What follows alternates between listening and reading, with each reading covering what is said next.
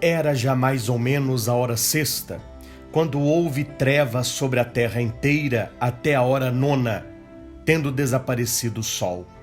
O véu do santuário rasgou-se ao meio e Jesus deu um grande grito: Pai, em tuas mãos entrego o meu espírito. Dizendo isso, expirou. Lucas capítulo 23, versículo 44 ao 46. Ele precisava morrer. Era preciso que ele morresse para que houvesse mais tranquilidade. Há 3 anos não havia paz. Não havia paz na vida dos grandes. Não havia paz na vida dos tranquilões. Não havia paz na vida dos sacerdotes. Não havia paz no templo de Jerusalém. Não havia paz na consciência dos fariseus. Era preciso que ele morresse para que o templo de Jerusalém continuasse de pé, para que a lei de Javé não fosse destruída, para que Anás e Caifás continuassem os grandes sacerdotes, para que Pilatos continuasse governador. Era preciso que ele morresse para que a cidade ficasse limpa, limpa dos leprosos, limpa dos cegos, limpa dos mudos, dos publicanos, coxos, paralíticos, pecadores públicos, analfabetos, crianças e incômodos. Era preciso que ele morresse. Em nome de Deus, ele devia morrer. Em nome da lei de Moisés, ele devia ser morto. Em nome do templo, ele devia ser morto. Em nome dos romanos, ele deveria ser morto. Em nome da paz, ele deveria ser morto. Assim era preciso. Assim foi feito.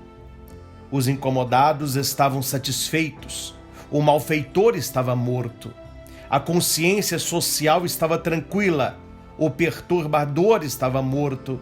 A consciência religiosa estava tranquila. O provocador da religião estava morto. A consciência legal estava tranquila. O contraventor da lei estava morto.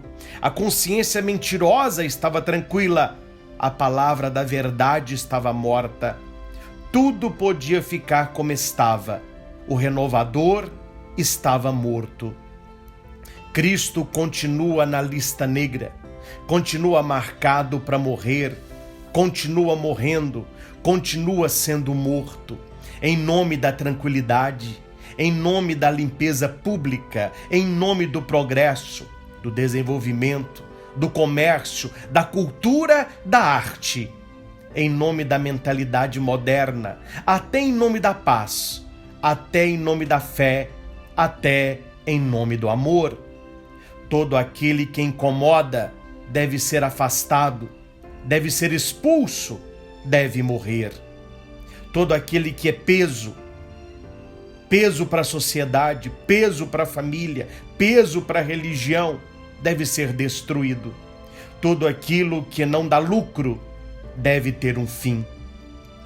Todo aquele que se torna vergonha, vergonha para a boa família, vergonha para a família cristã, vergonha para a moral cristã, vergonha para a sociedade civilizada, deve ser encostado, desprezado, abandonado. Aquele que pensa diferente, que age diferente, que reza diferente, precisa ser afastado, ser destruído, ser morto. Aquele que pecou contra os bons costumes precisa ser marginalizado.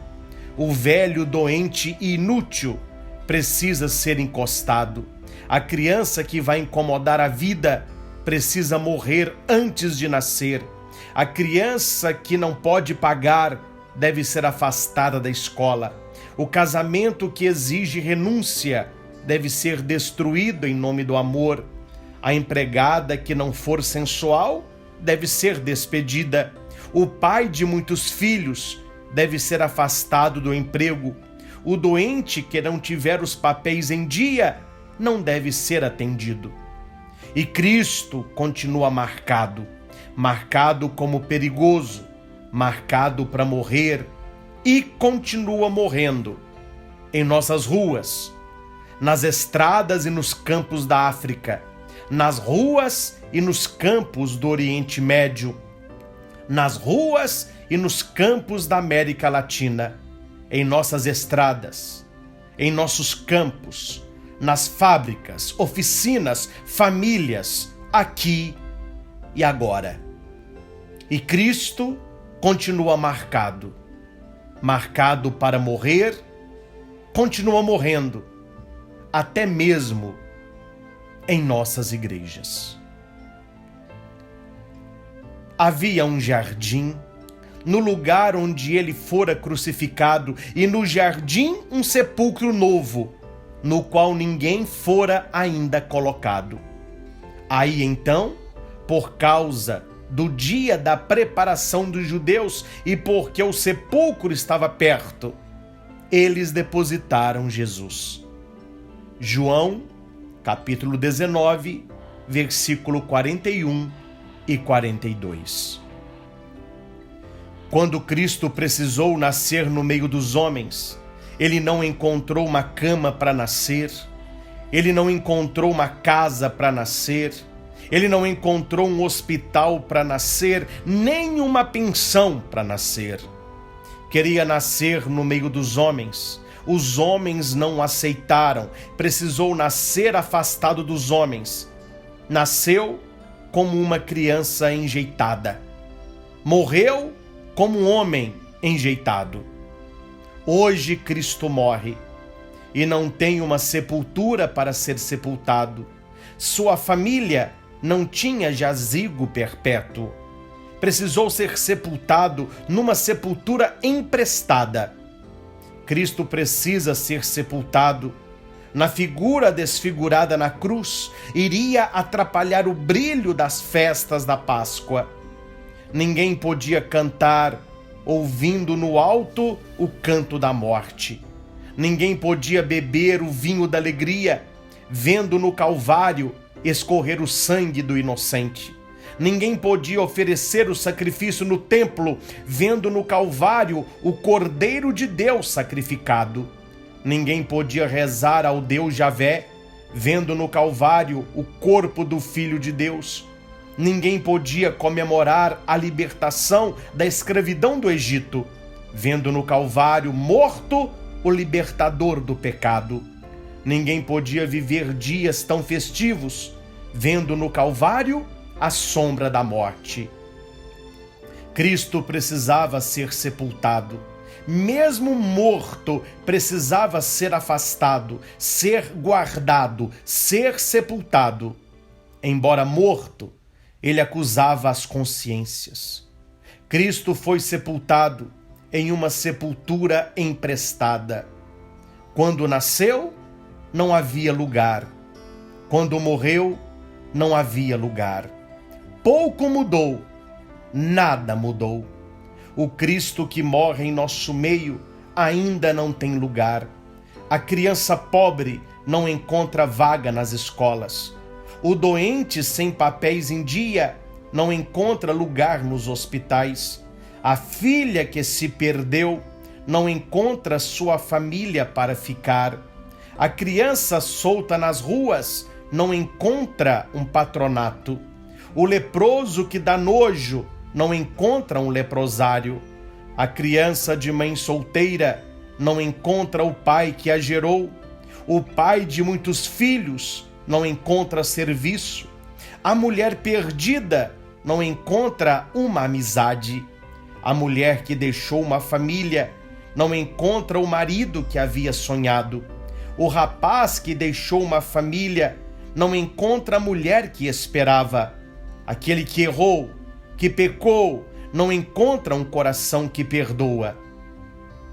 Quando nasceu, não havia lugar para nascer. Quando morreu, não havia lugar para ser sepultado. Para os cristos que morrem em nosso meio, não há casa, não há cama, não há mesa, não há escola, não há hospital, não há corações. Não vos espanteis. Estais procurando Jesus de Nazaré, o crucificado. ressuscitou, não está aqui. Marcos 16, versículo 6. Eles pensaram acabar com Cristo, chegaram a matá-lo, pregando numa cruz. Feriram seu peito com uma lança. Para eles, Cristo estava morto, morto e sepultado, sepultado e guardado, guardado e vendido. Se Cristo veio para morrer, ele não veio para ficar morto. Veio morrer para vencer, para conquistar, para salvar, para libertar. Veio morrer para dar a vida. A morte era sua vocação, para a sua missão de libertador. Foi para viver que ele morreu, foi para salvar que ele morreu, foi para libertar que ele morreu.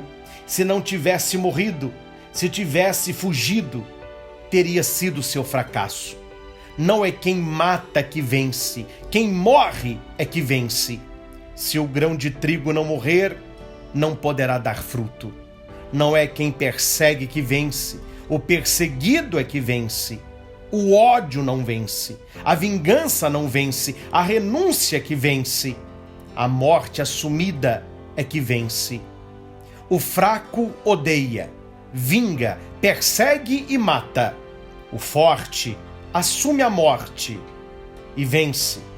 E Cristo venceu. Cristo ressuscitou. Cristo fez sua Páscoa. Cristo morrendo fechou o tempo antigo. Fez a Páscoa do mundo. Fez a nossa Páscoa. Cristo não era. Cristo é. Ontem, hoje, sempre. Caminho, verdade, vida, esperança. Ele quem disse: eu sou a ressurreição e a vida. Aquele que crê em mim, ainda que esteja morto, viverá. Lucas 11, 25. A pedra rolou. Jesus ressuscitou. Qual a pedra que precisa rolar da nossa vida para que possamos ressuscitar com Jesus? A você e a toda a sua família, uma feliz e verdadeira Páscoa. Eis o dia que o Senhor fez para nós. Alegremo-nos e nele exultemos. Porque ele vive, eu posso crer no amanhã. Aleluia! Jesus ressuscitou!